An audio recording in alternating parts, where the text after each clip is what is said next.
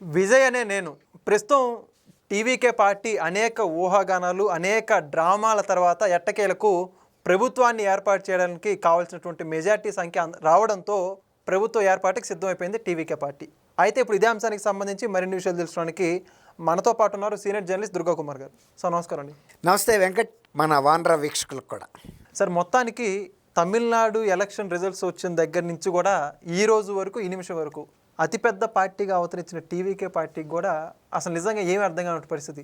కొన్ని సందర్భాల్లో ప్రభుత్వాన్ని స్థాపిస్తుందా, లేకపోతే రాష్ట్రపతి పాలన వస్తుందా, లేకపోతే మళ్ళీ ఎలక్షన్ జరుగుతాయని అనేక ఊహాగానాలు వాటన్నిటిని దాటుకొని ఎట్టకేలకైతే విజయ్ అనే నేను ఆయన సీఎం సీట్ని అయితే అధిరోహించబోతున్నట్టు తెలుస్తోంది. ఇప్పుడు ఆయనకు వామపక్షాలన్నీ కూడా మద్దతు ఇచ్చినట్టు వార్తలు అయితే వస్తున్నాయి. ఈ అంశం గురించి మీరేమంటారు?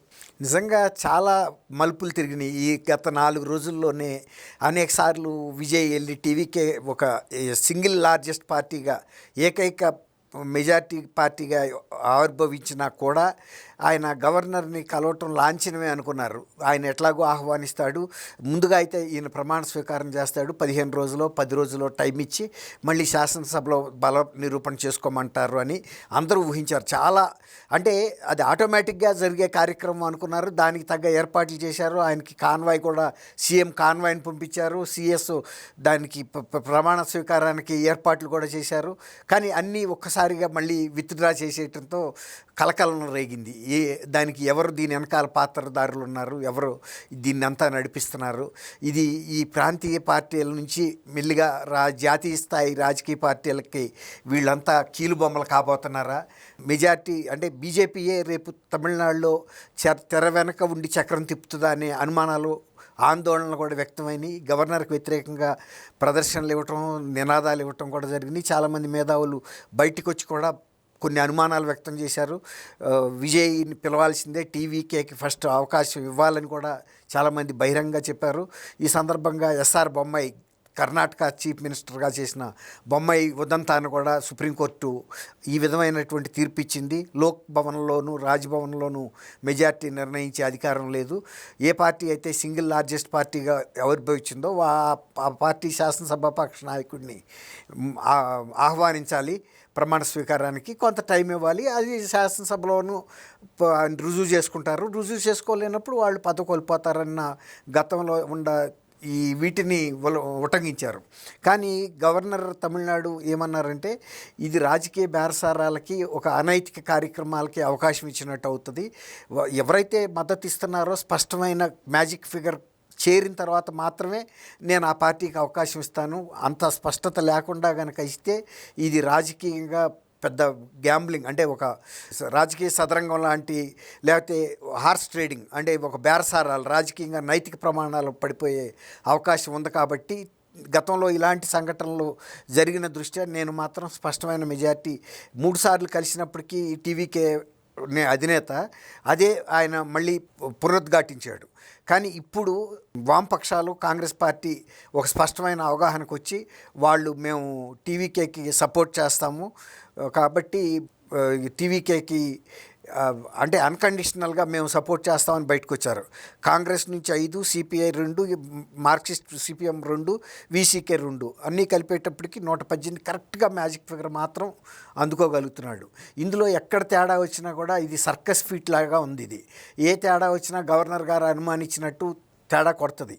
ఇది ఎంతరాక వెళ్ళిందంటే అసలు యాక్చువల్గా ఇప్పుడు ఇది స్పష్టత వచ్చింది. కానీ 1 గంట క్రితం కూడా డిఎంకే పార్టీ ఏఐడిఎంకే కలుస్తుందన్న ఊహాగానాలు, దానికి తగ్గ ఏర్పాట్లు కూడా జరిగినాయి. సమావేశాల్లో కూడా 2 అంతర్గతంగా తీర్మానించుకున్నాయి. పళనిస్వామి ఏఐడిఎంకే చీఫ్ మినిస్టర్గా చేయాలని, ఉదయనిధి స్టాలిన్ని ఉప ముఖ్యమంత్రిగా డిఎంకేతో చేయాలని, ద్రావిడ పార్టీల నుంచి కనుక తమిళనాడు ప్రభుత్వం కనుక ఇతర పార్టీల చేతిలోకి వెళ్తే దాని వెనక ఉన్న బీజేపీ దీన్ని ఆడిస్తుంది, వాళ్ళ ప్రాబల్యం పెంచుకుంటారు, మన ప్రాబల్యం పోతుంది అనే ఒక అవగాహన కూడా వచ్చేశారు. తర్వాత ఇంకొక అడుగు ముందుకేసి లోక్సభ స్పీకర్కి కాంగ్రెస్ పార్టీ అలయన్స్లో మేము లేము కాబట్టి మా సీట్లు వేరేగా కేటాయించండి, కాంగ్రెస్ పక్షంతో కూర్చోటానికి కూడా మేము ఇష్టపట్టలేదని కూడా చెప్పాడు.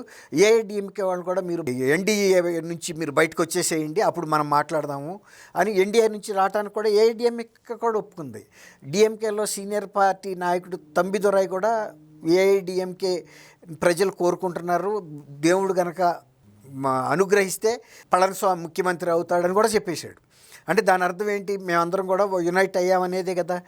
అంతరాక వెళ్ళిన రాజకీయాలు చివరి నిమిషంలో మీరు అన్నట్టు ఒక మలుపు తీసుకున్నాయి. కానీ దీన్ని కూడా మనం పూర్తిగా విశ్వసించలేము. ఎందుకంటే తర్వాత డిఎంకే కాంగ్రెస్ని ఒక రకంగా ప్రెషర్ చేస్తుంది. మీరు ఇన్ని రోజుల నుంచి మేము కూటమిలో ఉన్నాము, మాకు ఒక్క ఈ చిన్న ఇష్యూ మీద మీరు టీవీకేకి సపోర్ట్ చేయటం ఏంటనే ప్రెషర్ కూడా జరుగుతున్నాయి. కాబట్టి జాతీయ స్థాయి రాజకీయాలను దృష్టిలో పెట్టుకుని ఒక్కోసారి కాంగ్రెస్ కూడా ఎంతవరకు మిగిలిన పార్టీలు వదిలేసేయండి, వామపక్ష పార్టీలు మేజర్గా 5 సీట్లున్న కాంగ్రెస్ కూడా పూర్తిగా ఒక నిర్ణయం తీసుకుంటుందా, లేకపోతే జాతీయ స్థాయి రాజకీయాలని దృష్టిలో పెట్టుకుని మళ్ళీ ఉపసంహరించుకునే అవకాశం కూడా లేకపోలేదు. రాజకీయాల్లో ఏదైనా సంభవమే. కాబట్టి ఇవాళ తమిళనాడులో ఉన్న ఈ అస్థిరత దీంతో సమసిపోయింది అని అనుకోవటానికి కూడా వీల్లేదు. ఇది కొద్ది రోజుల పాటు ఈ ఏర్పాటు కొనసాగొచ్చు, ఏదైనా 2-3 నెలల పాటు. మళ్ళీ 2-3 నెలల తర్వాత కూడా మళ్ళీ డిఎంకే లాగా మళ్ళీ కూర్చుని మళ్ళీ ఇంకా సమగ్రంగా ఆలోచించుకుని మేము ఈ వామపక్షాలను కాంగ్రెస్ పార్టీనో కనుక ఇన్ఫ్లుయెన్స్ చేయగలిగితే ప్రభుత్వాన్ని పడగొట్టడానికి కూడా అవకాశం ఉంది ఈజీగా. కాబట్టి మనం ఇది సుస్థిరంగా ఏర్పాటైపోయింది, ఈ ఒక్క గండం గట్టెక్కగానే టీవీకే పార్టీ బలపడిపోతుంది అనుకోవటానికి కూడా వీల్లేదు. కాబట్టి ఇది తాత్కాలిక ఏర్పాటుగానే మనం అనుకోవాలి ప్రస్తుతానికి. Okay, thank you sir. Thank you Venkat, మన వీక్షకులకు కూడా.